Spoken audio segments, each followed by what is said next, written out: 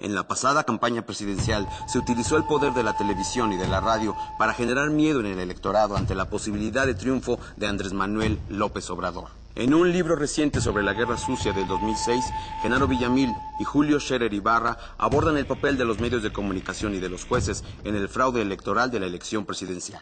La Guerra Sucia del 2006 tuvo como características esenciales, en primer lugar, la sobreexplotación del uso de los spots, de estos anuncios de 20 segundos pagados por los partidos políticos y por los financiadores de Felipe Calderón sobre todo, en contra de Andrés Manuel López Obrador. La característica esencial de la guerra sucia que empezó en México en términos mediáticos en el 2006 fue la inducción del miedo y la inducción del odio.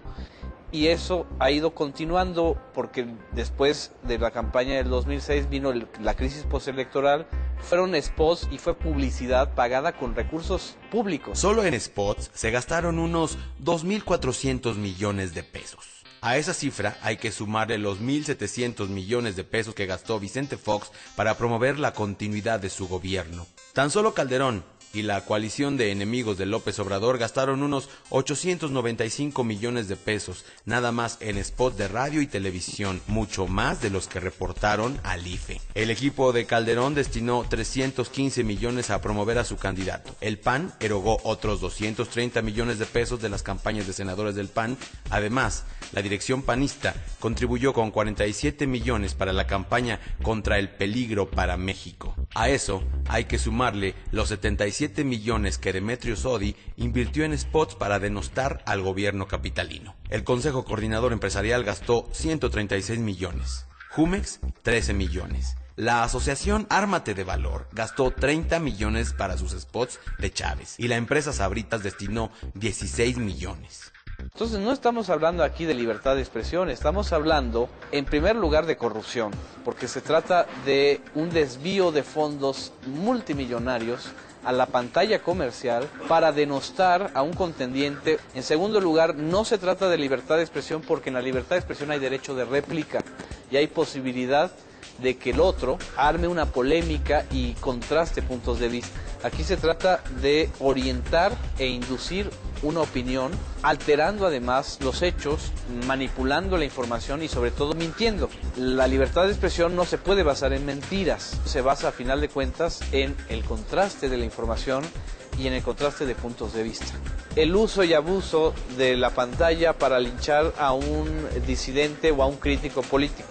El uso de los medios de comunicación, no para denunciar o para pedir investigaciones, sino para adelantar juicios a priori de valor sobre algo que debía ser investigado por las propias autoridades judiciales. 3.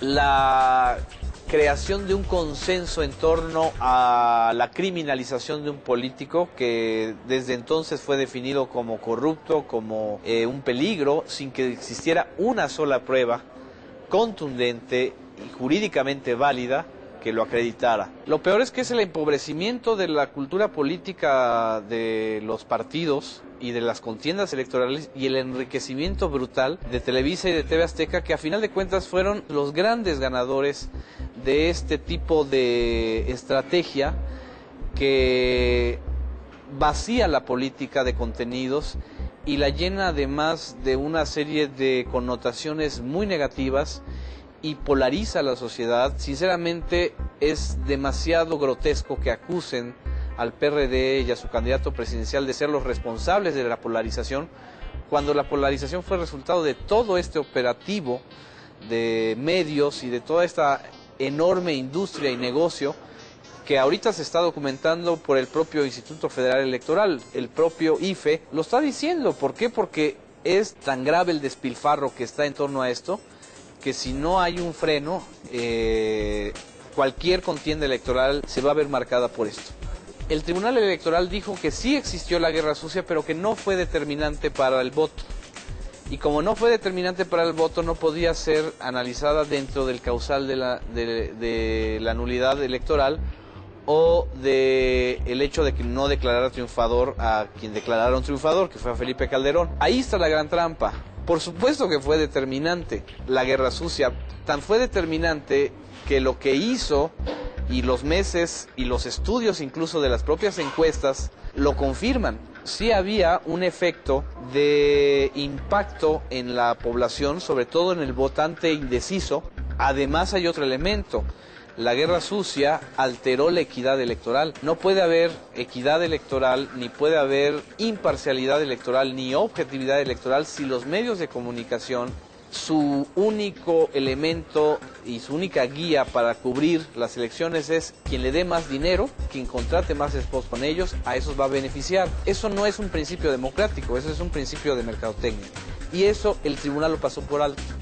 Y creo que fue y es el peor antecedente o precedente jurídico para los futuros procesos electorales. Lo que te conduce la guerra sucia es a la balcanización de la sociedad y se vuelve un estilo, una manera de gobernar. Lo estamos viendo con Felipe Calderón. Felipe Calderón no solo utilizó la guerra sucia y los spots para meter pánico moral durante la campaña electoral, lo está haciendo en el ejercicio de su gobierno, y esa inducción al miedo y al odio de quien disienta, de quien piense de manera contraria, se va a volver una forma, un estilo personal de gobernar de Felipe Calderón. Una de las conclusiones fundamentales es que hubo un fraude telegénico, mediático, de dimensiones nunca antes vistas, y que las dimensiones mismas de este fraude y de esta mentira y de este engaño, no hay ley que lo pueda frenar. Por eso este discurso legaloide de que sí hubo irregularidades pero no violaron la ley, me parece que es la gran trampa del 2006. La segunda conclusión es que frente a ese fraude, por lo menos lo que se debió haber hecho es haber anulado el proceso electoral del 2006.